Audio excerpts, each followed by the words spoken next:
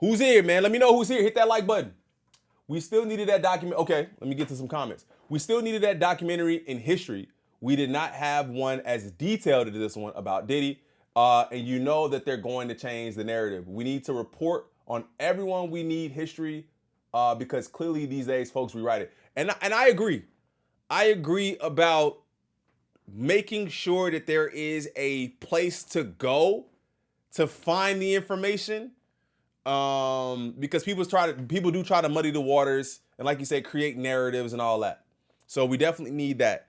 And we have heard things on separate different occasions and not necessarily all focused and concise in one space. 4 episodes. I feel like they probably could have done it in 3. Personally, I think they could have done it in 3. I think they kind of really stretched out, They stretched out the Tupac and Biggie episodes. And I think they should have touched on Kim Porter a little bit too. They had to throw away hundreds of hours on the cutting room floor, so they still had to cut out footage. They had to condense it, and they also didn't want to sensationalize it with conspiracy facts, right? That too. What up, JoJo? What up, fam? All right, man. Now they say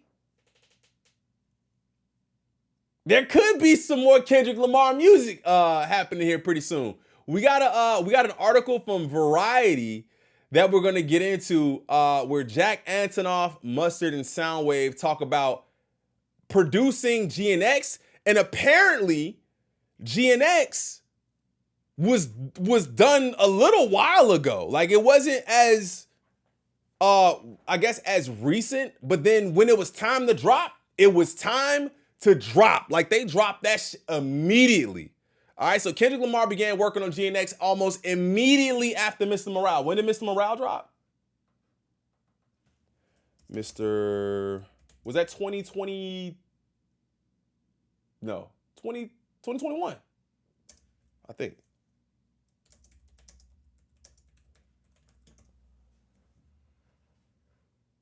(2022). Okay, so the release on May 13th, 2022. So 2022 till now, till 2024, so about a 2-year span where they worked on songs. Sounwave says they've worked on 80 to 100 songs for the album in a new interview with Variety. Okay? Let's get into this interview. So Jack Antonoff, Mustard, and Sounwave reflect on the years-long production process for Kendrick Lamar's GNX. We developed our own thing.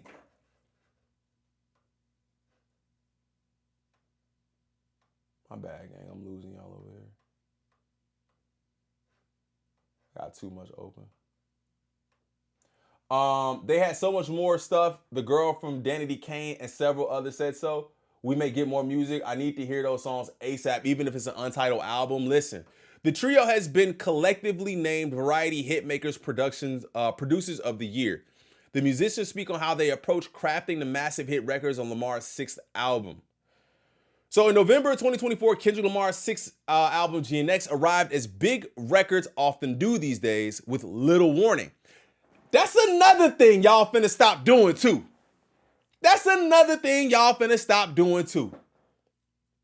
Not y'all, but y'all.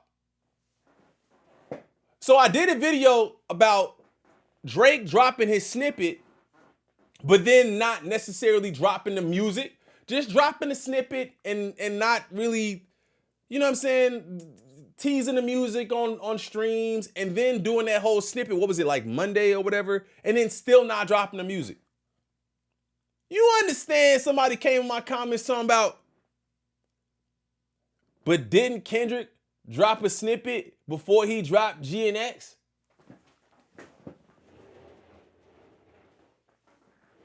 Yeah, nigga, he dropped it immediately after. What you talking about? He dropped the GNX, he dropped the snippet, and then 20 minutes later dropped the whole album? He ain't wait 6 months to drop the album. What y'all talking about? what the? Didn't Kendrick drop a snippet and then drop the album? Yeah, bro. I just be like, bro, I gotta chill. Cause I'm not even emotional about it. It just be the way people say dumb stuff. Like, yeah, it was the body snippet. We were live, listening to the snippet, reacting to the snippet. 20 minutes later, the album dropped. Now, let it had been 6 months to see what y'all would have said then. Then y'all would have been clowning them. Bro, I was live. Thank you, Judy. I was live. That's still one of the greatest moments in my reaction history.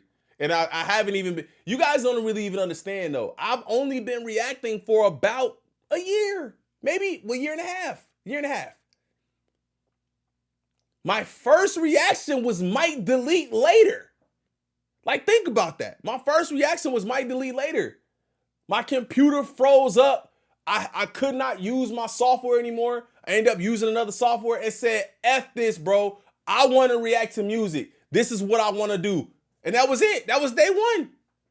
So that's a whole nother story, man. If you want to do something, just do it, bro. But I think that was the catalyst that I needed to just get started doing what I wanted to do in the first place. Right?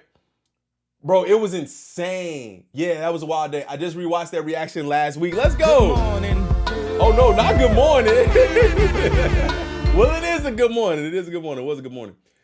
All right. Other than the teaser video, hold on. Wait, so then in November 2024, Kendrick Lamar's sixth album, GNX, arrived as big records often do these days with little warning. Other than the teaser video that dropped less than an hour before the surprise release. Can we highlight that? For the people talking about didn't he? Yeah, it was less than an hour. But for those under the rapper's cone of silence for the past 3 years, GNX was the culmination of hard work and collaboration that met the moment head on. Lamar, fresh from arguably the most high-profile beef in hip-hop history, the one with Drake that reached a fever pitch last year, delivered an album that invoked sounds of West Coast rap music while recentering the national spotlight on his native Compton. The reaction was nothing short of rapturous. He has secured 9 Grammy nominations for 2026, including Album of the Year and Song and Record of the Year, and he performed at the Super Bowl last February, taking the victory lap on the biggest stage in the world, right? Lamar, of course, couldn't have done it without his musical hive mind, primarily Sounwave, Jack Antonoff, and Mustard. Okay, so I floated this idea across Curtis King. And we talked about it for a second. We got a couple of ideas that I just be throwing out ideas. It be my fault because I don't really be following up on them. But I got ideas and I just float them out there so at least they out there. Floated the idea out there. Is that Wendy? Wendy, what up? Hey, shout out Wendy. Floated this idea out to Curtis and said, hey, listen, I think we should do a tier list of rappers that what producer, when they get together with this rapper, they go crazy on him. Or what producer does Kendrick Lamar go the hardest when he has a track from him? And not just Kendrick, but any rapper. Like, he gonna go crazy when he get this type of beat. And we talked about Sounwave and we talked about Mustard for a little bit. And I was like, I think that'd be dope for us to create a tier list of when you get these two together, it's magic. Let me know if y'all want that. Lamar, of course, couldn't have done it without his musical hive mind, primarily Sounwave, Jack Antonoff, and Mustard, who are collectively being honored as Variety Hitmakers, Producers of the Year. Each has had stellar runs as titans in different corners of music. Sounwave has been Lamar's most consistent production collaborator since 2009 and contributed to records from Taylor Swift and Beyonce. Antonoff only recently came into Lamar's orbit, but has become Pop's go-to collaborator on albums from Sabrina Carpenter and Lana Del Rey. I haven't heard anything from Lana Del Rey in a minute, bro. I don't listen to Sabrina Carpenter at all. Lana Del Rey had a couple of joints that I thought were dope back in the day. Mustard brought the sound of contemporary LA hip-hop to records like Lamar's Not Like Us and TV Off after years of architecting the style with artists like YG and Ty Dolla $ign. That's a fact. Together, they helped craft one of the most singular and impactful rap albums in years. Work on GNX began almost immediately after the release of Lamar's 2022 album, Mr. Morale and the Big Steppers. So I wonder when they say that work began, Ms. Hummus, what up? When they say work began on the album, I want to know, like, what was the first completed song? Like, completely done. What was the first completed song? Because if they, which we kind of read ahead. We know they said they have 80 to 100 songs. GNX was like, what, 14 or 15 songs or something like that? Is it production that was like, okay, let me slide you these beats? You know what I'm saying? Is that what they saying? Or did Kendrick have verses ready to go? Or what does that look like? I want to know. With the rapper collaborating closely with Sounwave and Antonoff, a pair who first connected around 2015 for Bleacher's sophomore album, Gone Now, we have such a specific language between us, me and Sounwave, says Antonoff. And then we developed our own thing, the three of us. You have it or you don't with people. When you have it, it's really magical. When you don't, you go home. The trio spent years toiling on what Soundwaves estimates somewhere to be 80 and 100 songs. Now, with that being said, 80 to 100 songs. Do y'all think that we'll actually get another full project? Do y'all think we'll get bits and pieces? Like, to me personally, I don't really think Kendrick is gonna give you throwaways. Unless they're not throwaways. But I could see 100 songs and picking 15 and being like, that's the cream of the crop. Like, if you had 30 songs just ready, like, and then you got to think about how relevant each song is, unless it's just a timeless track, how relevant it is to the time if he's just going to go with another 15 to 20 from the 100 that we got to throw away, from the throwaways. So I don't know if he's going to give us throwaways. Shout out to Ms. Hummus for the 5. Let's go. I appreciate you. Thank you so much. I've rewatched your Drake diss reactions an unhealthy amount of times. I appreciate you for it. Thank you so much. Thank you. I appreciate you for it. W Ms. Hummus in the chat. We almost hit 100 likes too. I appreciate you guys. They would snag batches of time in the studio and create their own weird little secret society called recalls Antonoff. Not in pursuit of a specific sound, but seeing where the process took them. The beginning of it was throwing paint at the wall, says Soundwave, and it started to form this massive, funky West groove that we love because Kendrick and I are from Compton, and in that, I started to realize the people who we should bring in to push even further, like Mustards, the Jacks. I was very fortunate to have these friends who are very talented to push it to the next level. And that's the thing. Hey, yo, shout out Glowy. For the $20 donation, gang, thank you. I appreciate you, fam. He says, the Drake lawsuit deprived us of any info on GNX. Kendrick's been tight-lipped because of it, I think. That's a good take. That's a good take. I think it took time for everything to kind of like dissolve a little bit for you to then get some of the behind. We don't know anything. Like I have to think there's a documentary in play. Do y'all think there's a documentary in play? I have to think that there's some sort of documentary in play where we get to see full behind the scenes. That would be its own GNX the movie, nigga. GNX the movie? Come on, bro. Y'all, who buying a ticket to go see GNX the movie? Who buying a ticket to go see GNX the movie? I need to see something in the chat. Who buying tickets to go see GNX the movie? I need to see I need to see it in the chat. Listen, the thing is, even if you don't care for bro, even if you don't care for Dot, you probably want to go and see how did this nigga do this? How did he do what he did? Right? I'm there. Facts. All right. Shout out to my dog J Tom for the 2, gang. I appreciate you. He says, I think he'll make another Untitled Unmastered. Ooh, we could do that too. Shout out to J Tom for the 2. Thank you, man. Miss G for the 10. Listening while working. Always appreciate your commentary. My crew. Thank you so much. And I love you for that. Thank you. Miss Hummus with the 5. Meet the Grams was the funniest. You was bugging out for real. Enjoy my anniversary trip to Chicago, by the way. Your city is dope. I hope you got a chance to check out some of those places that I gave you. I hope you got a chance to check any of them out. Any of them would have been great.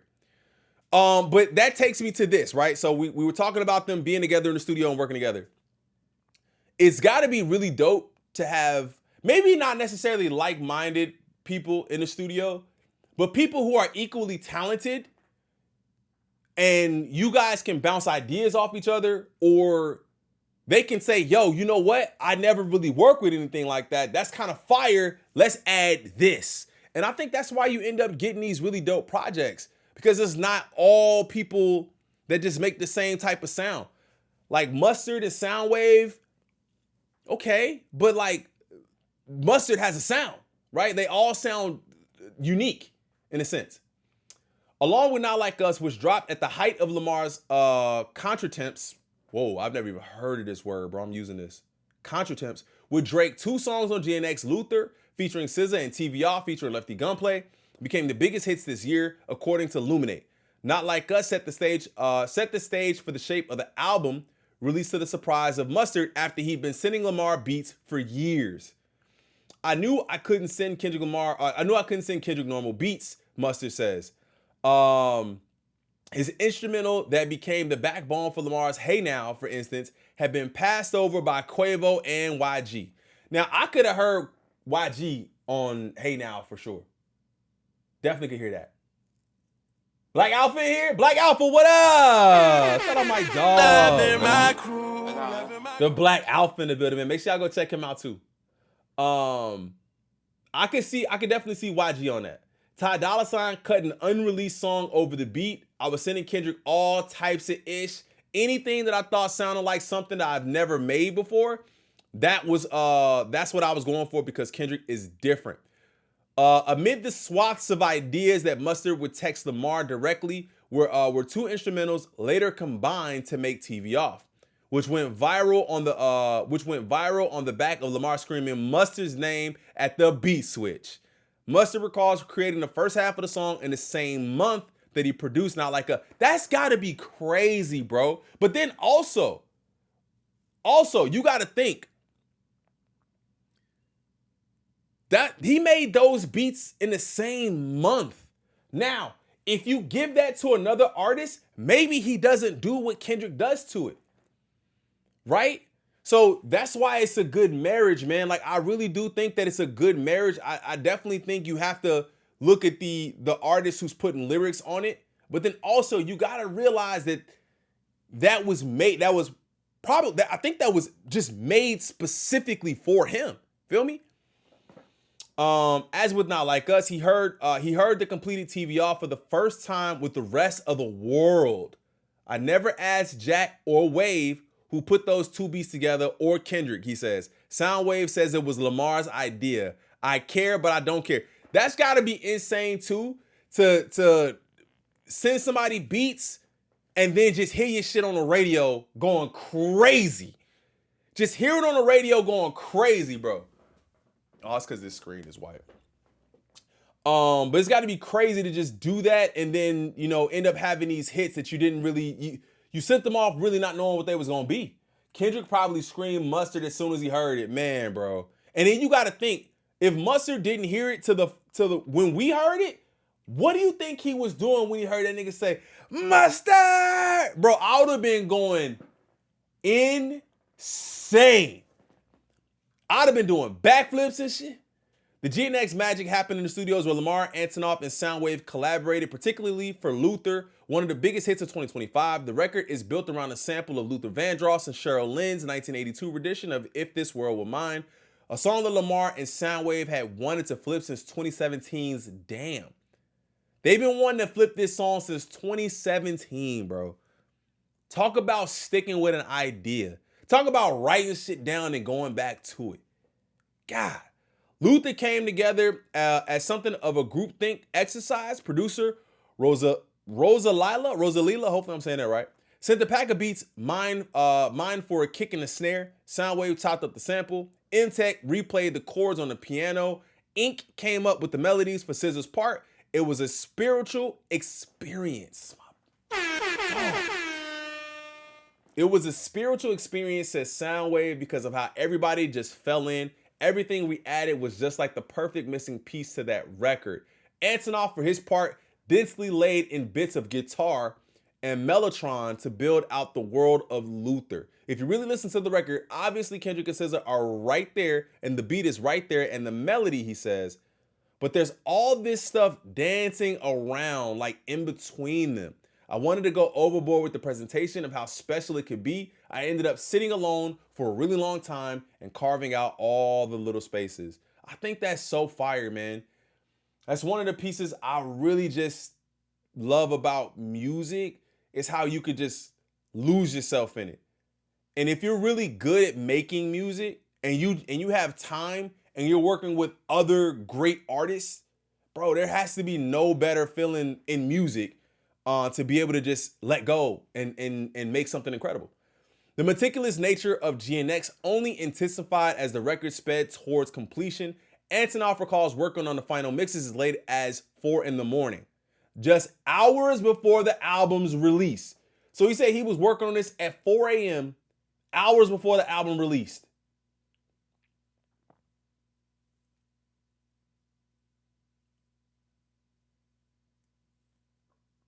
Bruh. Its impact was instantly tangible. Luther held court atop the Billboard Hot 100 for 13 weeks, while Not Like Us picked up Grammys for Song and Record of the Year. But for the producers who helped bring GNX to life, it signified that taking risks sonically and creatively was the only path forward. It basically shows that there's no boundary, says Sounwave. We hate to just keep doing the same thing over and over. It's something we kind of thrive off of, just reinventing yourself, doing stuff that makes it exciting, do stuff that makes it exciting, and the people who support you will be excited with you. I kid you not, yesterday there was a 60-year-old woman driving down the street rapping a GNX song word for word. Just to see that my home is still playing it as if it just came out, that's special. Yo, that's super fire, man. That is extremely fire, man. But I guess the question is, do y'all think that there's new music on the way? My answer to that would be, I definitely think there's new music on the way. Like, if I think there's 2026 is going to be a good year for music. I think Kendrick will be dropping more, but if he had 80 to 100 songs, I guarantee you we getting something here soon. Maybe like the first quarter 2026, I think we getting something. I definitely think we getting something. I think a lot of artists will probably be taking 2026 as the year to maybe pop out, since 2024 and 2025 were heavily Kendrick.